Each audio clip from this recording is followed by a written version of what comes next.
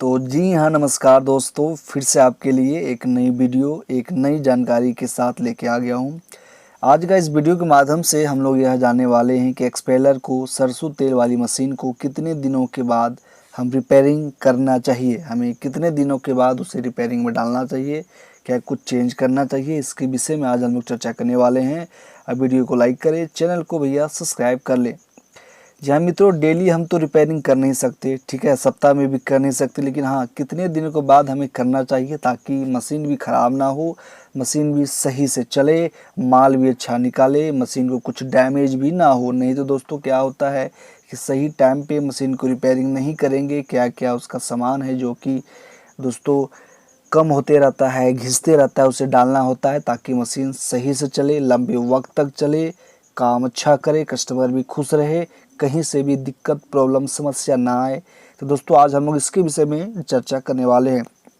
दोस्तों सबसे पहला पॉइंट जो आती है इसका वॉर्म आती है कि वॉर्म हमें कितना क्विंटल सरसों की पेराई करने के बाद चेंज करना चाहिए। अगर दोस्तों आपके पास एक छोटी सी एक्सपेलर है 6 वोल्ट की, तो अगर आप नया वॉर्म डालते हो तो कम से कम 50 या 60 क्विंटल सरसों की पेराई करेगी, कम से कम 50 या 60 क्विंटल सरसों की पेराई करेगी, उसके बाद ही वॉर्म घिसेगी।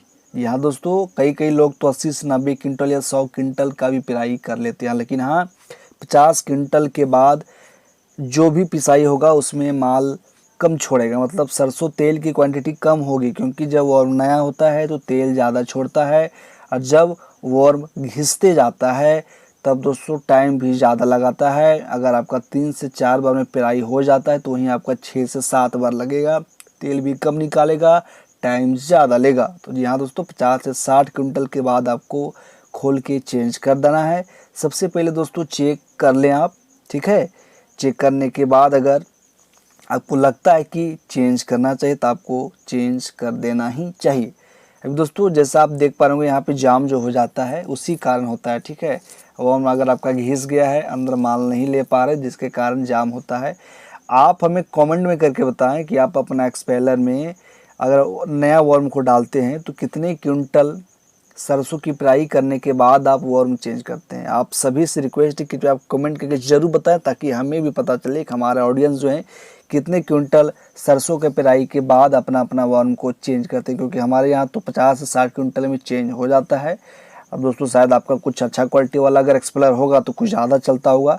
दोस्तों ऐसे वॉर्म का क्वालिटी के ऊपर डिपेंड करता है कि वॉर्म का क्वालिटी कैसा है। अगर वॉर्म का क्वालिटी अच्छा हो तो लंबे टाइम तक भी सही कर सकते हैं, या कम टाइम में भी हो जाता है, तो आप अपना वॉर्म का क्वालिटी के ऊपर चेक कर सकते हैं। और दोस्तों बैरिंग आप चेक करते रहें, हर 1 महीना के बाद बैरिंग खोल खोल के चेक कर लें क्या कुछ है, ख़राब है नहीं है। और दोस्तों ग्रीस, जहाँ दोस्तों हर सप्ताह आपको मशीन का जहाँ जहाँ खुलने वाला चीज़ है उसे खोल के फिर से नया ग्रीस डाल दें ताकि बैरिंग मारे ना। जहाँ दोस्तों अगर आप टाइम टू टाइम ग्रीसिंग नहीं करोगे तो बैरिंग जो होता है ना मार करता है। एक बैरिंग का 1200-1300 दाम होता है, 600-500, तो नुकसान होता है। तो वो आप टाइम टू टाइम ग्रीसिंग तो करते रहें, और वार्म अप का भैया आप चेक करते रहें क्या कुछ अपडेट है। हालांकि 50 से 60 क्विंटल के बाद चेक होता है, तो दोस्तों आप कर सकते हैं, ठीक है।